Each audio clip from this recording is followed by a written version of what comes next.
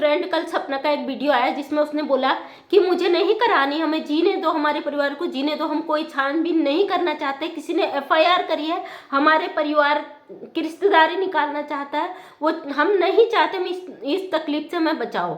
और साथ में उसके साथ ही अलका जी के लिए बहुत हो गए, बहुत सारे सवाल खड़े हो चुके हैं, बहुत सारे लपेटों में आ गई, बहुत सारे घेरों ने उन्हें लपेट लिया। उसके बाद कई लोग उनके पीछे पड़ चुके हैं। सबसे पहले जो सपना का बयान आया, तो सबसे पहले मैं आपको बता दूं, मैं एक पुलिस प्रशासन से हूँ और राजनीतिक क्षेत्र से हूँ, तो मैं अच्छी तरह जानती हूँ जब ऑन रोड ये मामले आते हैं तो उसकी जांच होती है, उसकी एफआईआर होती है, चाहे घर वाले चाहे या ना चाहे। लावारिस भी कोई बॉडी मिलती है तो उस पर भी जांचें होती हैं।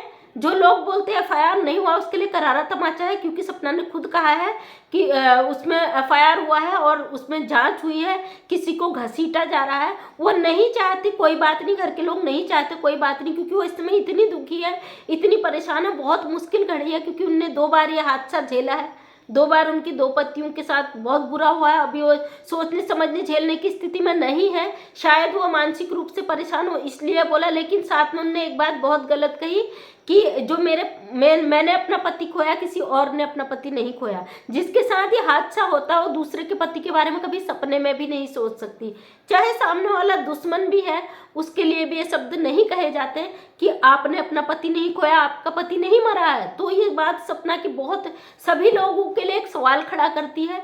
और सब लोग चाहते थे राजवीर के साथ क्या हुआ उसका पता चले, राजवीर के चाहने वाले, सपना के चाहने वाले थे, सब लोगों के जवाब थे कि उसका पता लगना चाहिए। इसी वजह से अलका जी ने वो जांच छानबीन करी, उनका फील्ड है, उनका काम है, वो सच्चाई को सामने लाती है। ये सच तो सामने आया। आप जो सवाल कर रहे थे कि कोई एफआईआर नहीं हुआ, ये सच सामने आया। ये बात जब भी वो बोलती है, सच बोलती है, उसके साथ साथ कई लोगों ने इतने गंदे तरीके से उन्हें ट्रोल करना शुरू कर दिया। मैं कहती हूँ आपकी पर्सनल दुश्मनी है तो आप पर्सनल रखिए, सोशल साइड पे आप इस तरीके से एक महिला को बुरी तरीके से लताड़ रहे हैं, आप उनकी फोटो लगा के, उनका थंबनेल लगा के गलत चीजें कर रहे हैं और कई तरीके से उसे ट्रोल कर रहे हैं। एक भाई है, मैं उनके चैनल का नाम मुझे याद नहीं आ रहा अभी, कल उन्होंने इस तरीके से न्याय की देवी, न्याय की मूर्ति, मतलब इस तरीके से सोशल साइट पे आप अपना चैनल चलाने के लिए इतनी गलत तरीके से किसी को ट्रोल कर रहे हैं, उनका फील्ड है। मैं आपको बता रही हूं, मैं एक पुलिस प्रशासन, पुलिस विभाग से जुड़ी हूं, तो इसीलिए मैं वीडियो बना रही हूँ, क्योंकि आप लोग जो कह रहे हैं ना, आप कौन होती हो? अगर ऑन रोड ये मैटर होता है तो उसका एफआईआर होता है, ये बात समझिए। जब आपको कानून का पता होता है तभी आप बात कीजिए। किसी को घसीटने से पहले, किसी को रगड़ने से पहले आप सोच लीजिए आप क्या बोल रहे हैं, किसके लिए बोल रहे हैं, क्यों बोल रहे हैं, उसका हश्र क्या हो सकता है अगर उन्होंने स्टेप ले लिया, क्योंकि उन्हें अथॉरिटी है।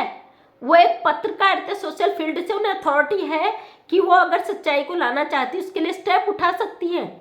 उसके लिए सही लोग उनके साथ जुड़े, लोग चाहते थे। अब कल मैंने सुबह आज अलका जी का एक वीडियो देखा, उसमें कई लोगों के कमेंट थे, दीदी अगर वो नहीं चाहती सपना अपने कोई भी स्टेप लेना तो आप मत बोलिए, पीछे हट जाइए। अलका जी ने कदम उठाया तो कुछ सोच समझ के उठाया होगा। अगर सपना जी नहीं चाहती या क्या मजबूरी है, क्या उनके परिवार के पीछे कारण है, ये तो वही जान सकते कि क्यों वो ऐसा कह रही है। और उन्होंने ये भी एक्सेप्ट किया कि मेरी फैमिली ने जो बर्थडे वगैरह मनाया उन्हें नहीं मनाना चाहिए। हो सकता है कोई, अगर जब ऐसे मैटर आते ना, सबसे पहले घर वाले शक के दायरे में आते। जब पुलिस स्टेप उठाती है हर एंगल से जांच करती है, पुलिस के एंगल, जांच का एंगल आप समझ नहीं सकते, वो कहीं से भी सच्चाई को घसीट कर ले आती है सामने। इसलिए अलका जी ने कोई स्टेप उठाया है तो वो सच को सामने लाने के लिए उठाया है। जो लोग उन्हें ट्रोल कर रहे हैं, और अलका जी प्लीज मैं आपसे हाथ जोड़ के रिक्वेस्ट कर रही हूँ, उनके कमेंट मत पढ़िए, रिप्लाई मत दीजिए। अगर किसी